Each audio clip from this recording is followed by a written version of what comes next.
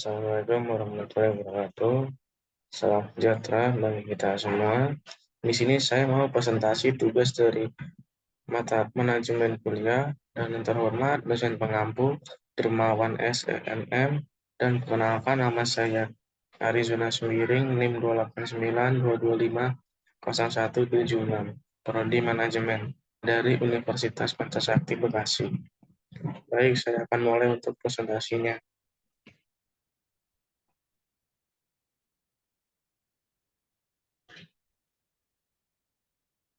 Rasio likuiditas adalah rasio keuangan yang digunakan untuk membantu mengantisipasi kondisi kas dan aset perusahaan di masa depan. Tujuan untuk mengukur kemampuan perusahaan membayar kewajiban jangka pendek, untuk mengukur kemampuan perusahaan membayar kewajiban jangka pendek tanpa memperhitungkan persediaan. 3. Untuk mengukur dan membandingkan antara jumlah persediaan yang ada dengan modal kerja perusahaan.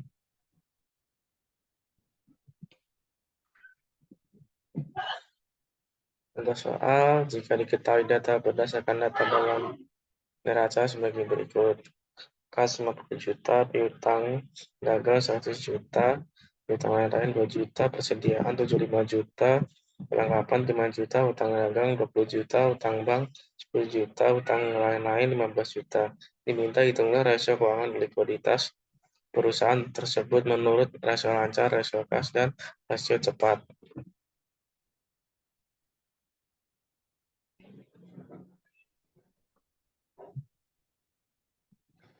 Penyelesaiannya adalah sebagai berikut. Aktivitas lancar, cash piutang, piutang lain, persediaan, apakah usaha. Jadi ditambahkan dan totalnya 232 juta rupiah, dan utang lancarnya 20 juta, 10, 15 juta, ditambahkan 45 juta. Rasio lancarnya, ya, rumus untuk menghitung rasio lancar sebagai berikut. Current ratio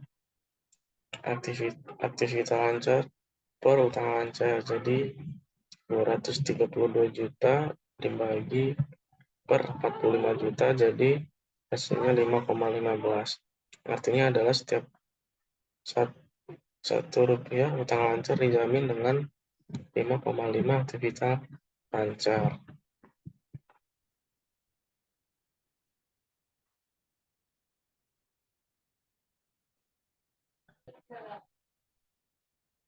B. Rasio cepat.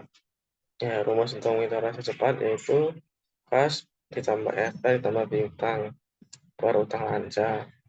Aktivitas lancar dikurang persediaan per utang lancar, jadi 232 juta dikurang 75 juta per 45 juta sama dengan 157 juta per 45 juta sama dengan 3,48. Artinya adalah kemampuan perusahaan memenuhi kewajiban lancar dengan aktiva adalah setiap 1 rupiah utang lancar dengan 3,48 aktiva lancar yang liquid.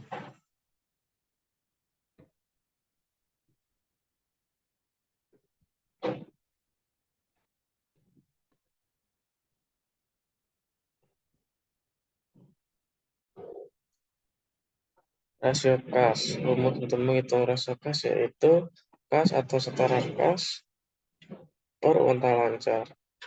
Kas ditambah bank per utang lancar sama dengan 50 juta per 45 juta sama dengan 1,1. Artinya adalah kemampuan perusahaan memenuhi kewajiban lancar dengan kas adalah setiap 1 rupiah utang lancar dengan 1,1 kas perusahaan.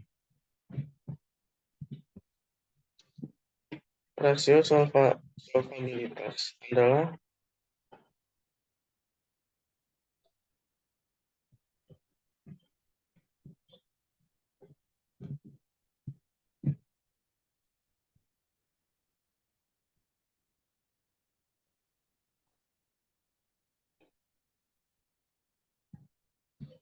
metrik kerja yang membantu kita untuk memeriksa kesehatan keuangan perusahaan secara khusus. Ini memungkinkan kita untuk menentukan apakah perusahaan dapat memenuhi kewajiban keuangannya dalam jangka panjang. Rasio solvabilitas memiliki beberapa manfaat, di antaranya analisis stabilitas posisi perusahaan, sehubungan dengan kewajiban kepada pihak lain. Dua, menganalisis kemampuan perusahaan untuk memenuhi liabilitas tetap seperti persyaratan pinjaman masuk uang. Tiga, meninjau keseimbangan nilai aset terhadap modal perusahaan.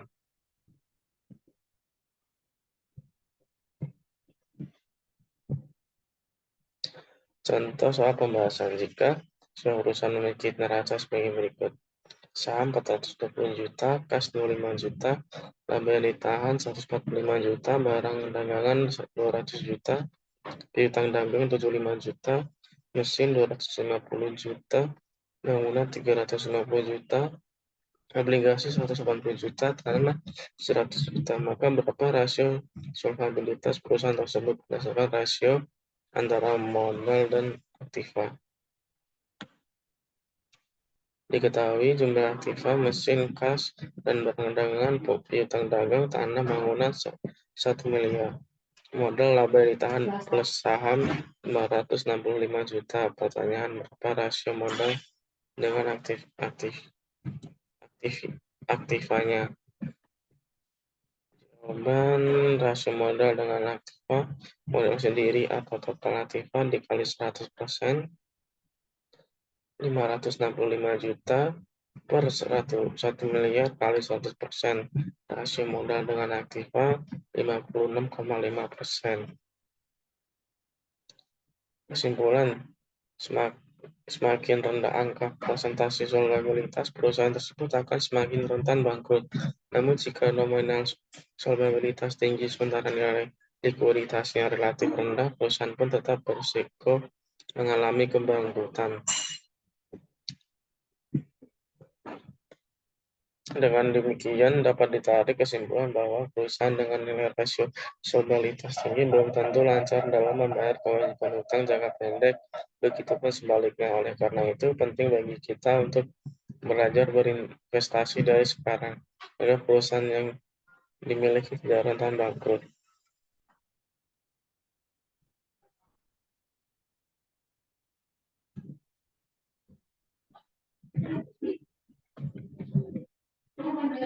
Rasio aktivitas adalah pemanfaatan aset perusahaan untuk menghilangkan profit, khususnya bagi shareholder yang telah menguatkan modal untuk membeli aset suatu perusahaan. Tujuan untuk menghitung lamanya perusahaan dalam menagih piutang kreditur selama satu periode. Untuk menghitung rata-rata hari dari penagih hutang, day of receivable. Untuk menghitung beberapa hari rata-rata persediaan barang yang tersimpan di dalam gudang.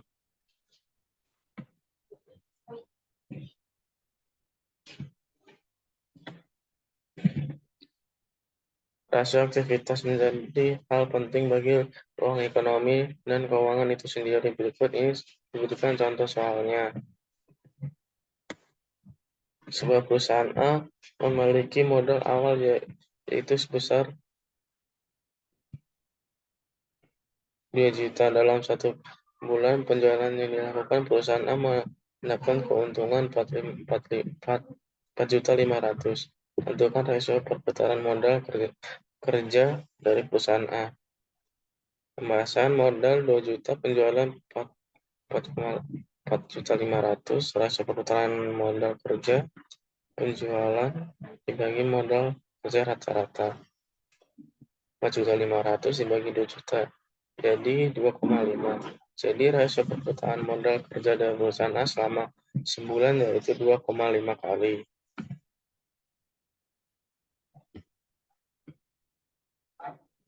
Sebuah butik baju B dalam sebulan mendapatkan hasil yaitu sebesar 10.560.000.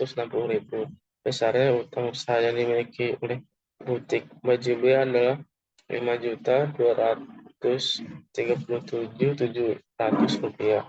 Berapakah rasio dari perputaran hutang butik baju B? Pembahasan Harga pokok penjualan 10.560.000, pengusaha 5.237.700 rupiah. Rasio perputaran piutang harga pokok penjualan dibagi utang usaha 10.560.000 dibagi 5.237.700 sama dengan 2. Jadi rasio perputaran piutang dari butik baju B yaitu sebesar 2 kali. Kesimpulan pembahasan sesuai dengan nama nyamannya yang terdapat kata aktivitas, rasio aktivitas memberi gambaran mengenai keadaan atau situasi daripada keuangan dapat diukur perbandingannya baik secara uang keluar dan uang masuk. Ketika rasio aktivitas digunakan, perbandingan dari suatu histori uang dapat dengan histori yang lain dapat dilihat. Rasio aktivitas pula dapat memberikan akses bagi uang yang digunakan. Artinya dengan adanya rasio aktivitas, uang yang ada dan atau dimiliki dapat dilihat efektifkannya. Sekian dan terima kasih presentasi dari saya. Kurang lebihnya saya mohon maaf.